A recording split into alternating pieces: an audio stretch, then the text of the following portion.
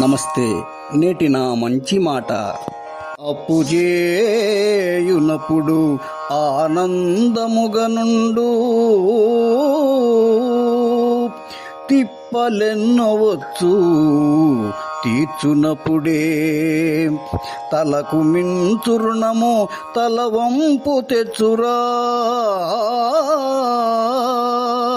తలకు మించు రుణము తలవంపు తెచ్చురా. మరువకెప్పుడు నాదు మంచి మాట.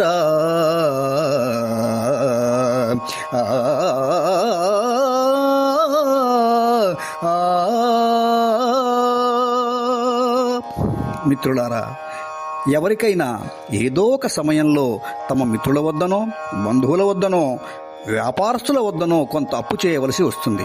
అయితే ఈ అప్పు చేయడం అనేది హద్దు దాటితే, అదుపు తప్పితే మాత్రం అప్పే నిప్పై కాల్చివేస్తుంది సుమా.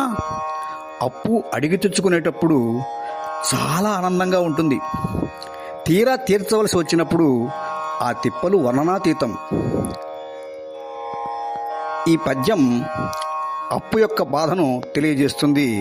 ఇది హరిశ్చంద్ర నాటకంలో హరిశ్చంద్ర పాత్రధారిలా అంటాడు: సరివారిన్ మగుబాటు పిమ్మట మన చాంచల్య రోగంబు, అనంతరం ఆహారమునంద ఇష్టమో, అటు మీదన్ దేహజాడ్యంబు,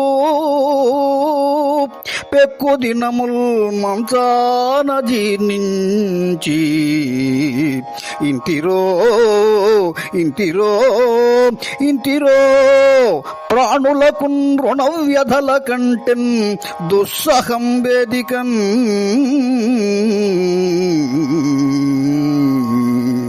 అందువల్ల సాధ్యమైనంత వరకు అప్పు చేసి పప్పు కూడా తినకుండా ఉన్నంతలో జీవించడం నేర్చుకోవాలి.